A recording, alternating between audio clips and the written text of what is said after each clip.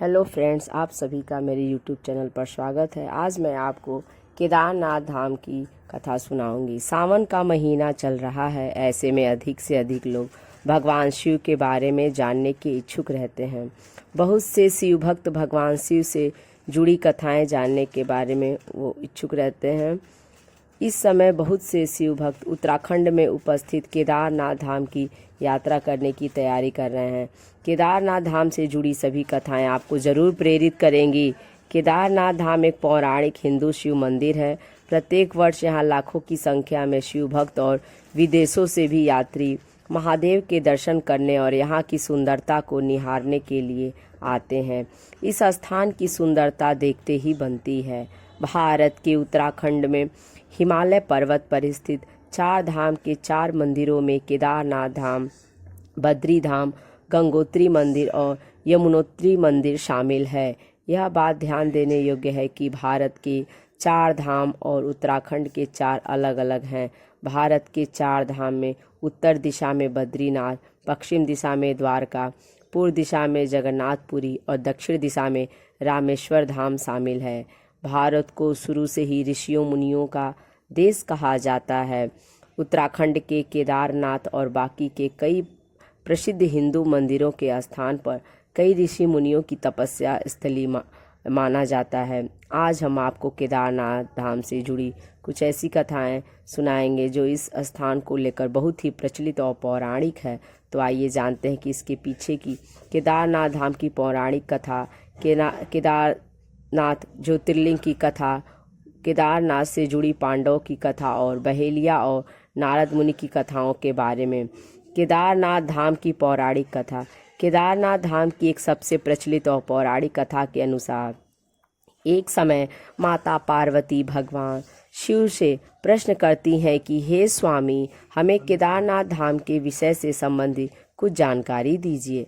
हमें बताइए कि यह धाम कब से है। माता पार्वती के प्रश्नों का उत्तर देते हुए भगवान भोलेनाथ ने कहा कि पृथ्वी लोक पर स्थित केदारनाथ धाम उन्हें बहुत पसंद है और वह अपने सभी गणों के साथ केदारनाथ धाम पर हर समय निवास करते हैं। अतः उन्होंने आगे कहा, माता पार्वती को आगे बताया कि वे पृथ्वी लोक पर मौजूद उस स्थान पर तब से निवास कर रहे हैं जब उन्होंने सृष्टि बनाने के लिए ब्रह्मा जी का रूप धारण किया था। एक दूसरी कथा, बहेलिया और नारद मुनि की कथा। बहेलिया और नारद मुनि की कथा एक हिंदू पौराणिक ग्रंथ स्कंद में मिलती है, जिसके अनुसार एक समय एक बहेलिया हिरण के मांस की तलाश में केदारनाथ के जंगलों में पहुंच गया। बहेलिया सिर्फ हिरण का शिकार करके उसका मांस ही खाता था।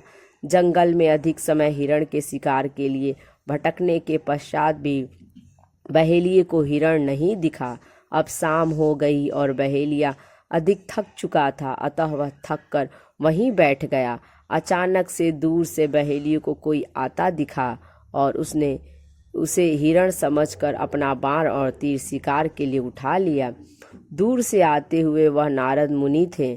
बहेलिये के तीर चलाने से पहले ही सूरज डूब चुका था। अब अंधेरा हो गया। तभी बहेलिये की नज़र एक सर्प और मेढक पर पड़ती है। वह देखता है कि सांप मेढक को निगल रहा है और मेढक मरने के पश्चात शिव रूप में बदल गया है।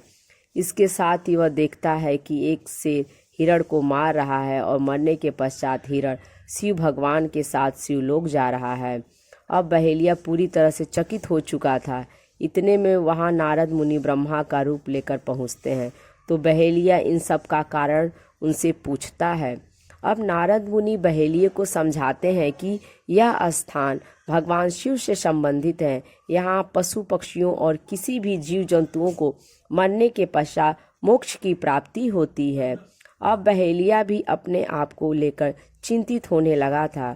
उसने अपने खाने के कारण न जाने कितने हिरणों और दूसरे जानवरों की हत्या की है। उसने नारद मुनि से अपने पाप कर्मों का समाधान जानना चाहा। तब नारद मुनि ने बहेलिये को शिव भक्ति का स्मरण कराया और इसके पश्चात बहेलिया ने बहुत लंबे समय तक केदारनाथ में रहकर शिव भगवान की तपस्या की और मृत्यु के पश्चात बहेलिये को भी मोक्ष की प्राप्ति हुई। केदारनाथ और पांडवों की कथा। केदारनाथ से जुड़ी पांडवों की कथा हिंदू धर्म में बहुत ही प्रचलित है। हिंदू ग्रंथ शिव पुराण के अनुसार पांडवों का महाभारत युद्ध बहुत भयंकर और प्रचलित है। केदारनाथ से जुड़ी पांडवों की कथा के अनुसार जब महाभारत युद्ध की समाप्ति हुई तो उसके कुछ समय बाद पांडवों को इस बात की चिंता सताने लगी कि उनके ही हाथों से उनके भाइयों का खून हुआ है, जो किसी भी प्रकार से अनुचित नहीं है। अब पांडवों को भाई बंधुओं की हत्या के पाप से मुक्त होना था, इसलिए उन्होंने इस संबंध में वेद व्यास जी के साथ चर्चा की।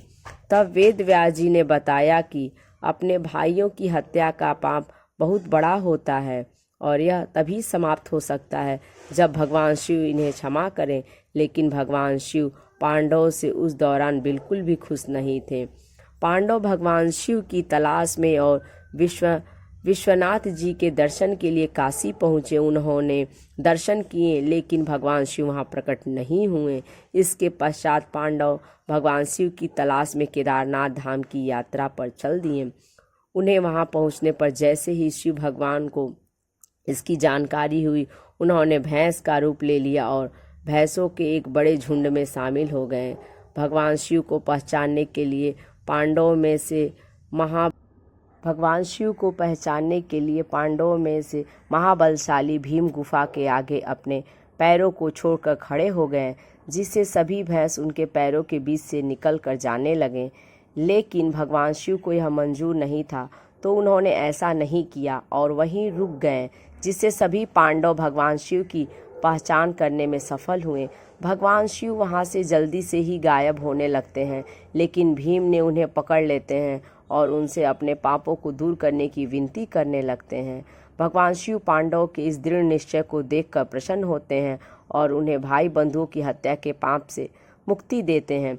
इसी प्रकार से भगवान शिव के भैंस रूप की पूजा केदारनाथ में आज भी होती है। केदारनाथ में ज्योतिर्लिंग की प्रचलित कथा हिंदू शिव पुराण के अनुसार केदारनाथ ज्योतिर्लिंग की कथा भी बहुत ही प्रचलित और प्रसिद्ध दो भाइयों की कथा है। केदारनाथ ज्योतिर्लिंग की कथा के अनुसार बहुत समय पहले नर और नारायण नाम के दो भाई हुआ करते थे। दोनों भाई शिव जी के बड़े ही भक्त थे। दोनों भाइयों ने भगवान शिव की एक पार्थिव प्रतिमा बनाई और दिन रात उनकी भक्ति में लगे रहते थे। इन दोनों की अपने प्रति इतनी भक्ति देखकर भगवान शिव इनसे बहुत ही प्रसन्न हुए और इन्होंने साक्षात दर्शन दिए। भगवान शिव ने दोनों भाइयों को से वरदान मांगने के लिए कहा। तब दोनों भाइयों ने भगवान शिव से मांगा कि आप हमेशा जन कल्याण के लिए केदारनाथ धाम में हमेशा के लिए उपस्थित हो जाएं। इसके पश्चात भगवान शिव केदारनाथ धाम में ज्योतिर्लिंग के रूप में हमेशा के लिए उपस्थित हो गए। यदि ये वीडियो आपको अच्छी लगे तो लाइक करें और यदि मेरे चैनल पर नए हैं तो इसे सब्सक्राइब करें।